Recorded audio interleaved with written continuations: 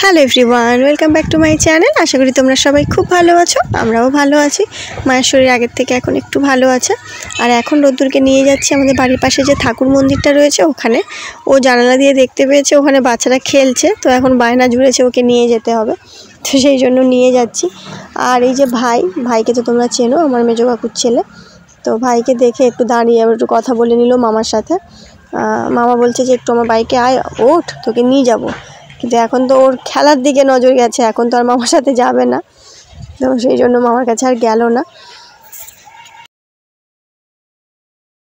আর এই দেখো, এইটা হচ্ছে আমাদের বাড়ির সামনের দিক থেকে বা মানে বাড়ির পাশে যে রাস্তা আমি হাঁটি বেশিরভাগ সময়, ওই দিক থেকে বাড়িটা পুরোটা দেখানো যায় না, কারণ সামনে বড় বড় গাছ রয়েছে, সাইডেও বড় বড় গাছ রয়েছে।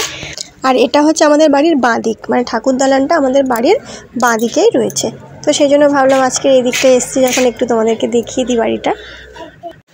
এই বাচ্চাগুলোকে দেখি রোদ্দুর বায়না করছিল এখানে আনার জন্য। আর তোমাদেরকে একটা জিনিস দেখাই, দেখো এটাকে কি বলে বলো তো? অনেকে হয়তো চিনবে, অনেকে হয়তো চিনবে না। যারা গ্রামে থাকো তারা নিশ্চয়ই চিনবে, আর যারা শহরে থাকো তাদের তো চেনার কোনো প্রশ্নই ওঠে না। এটা হচ্ছে আগর, আমাদের গ্রামে এটাকে আগর বলে। বিভিন্ন জায়গায় বিভিন্ন নাম হতে পারে। এটা বাঁশ দিয়ে তৈরি হয়, আর ধানের যে বিচালি হয়, ধানের বিচালিটা এর ওপরে জোরে জোরে আছাড় দিতে হয়, দিলে ধানগুলো ঝরে পড়ে যায়, মানে ধান ঝাড়া হয় এই আগর দিয়ে। আর এখন অনেক মেশিনও বেরিয়ে গেছে, আমাদের গ্রামে অনেকেই এই আগর দিয়ে ধান ঝাড়ে, আবার অনেকে মেশিন দিয়েও ধান ঝাড়ে। তো এটা সামনে পড়লো তাই ভাবলাম তোমাদের সাথে একটু শেয়ার করি। আর এই যে দুষ্টুরা দেখো বাচ্চাগুলোর সাথে খেলছে।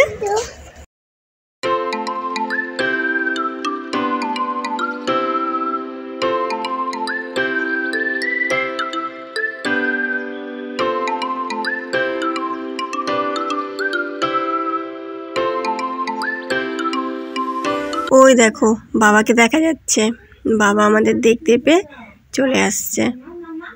এই দিকটা মানে এখন বড় বড় ঘাস হয়ে আছে, গরমের সময় এই দিকটা একদম পুরো শুকিয়ে থাকে, আর খুব সহজেই এখান থেকে যাতায়াত করা যায়।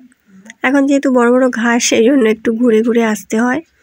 তাও বাবা ওই ঘাসের ওপর দিয়েই আসছে আমাদের দেখে।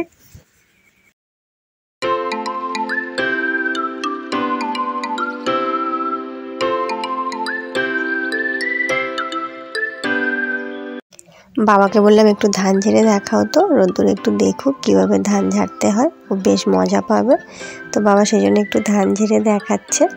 এটা যাদের ধান ঝাড়া হচ্ছিল তারা বাড়ি চলে গেছে, আবার বিকালে আসবে ধান ঝাড়তে। আর রোদ্দুর তো বেশ খুশি হয়েছে এগুলো দেখে।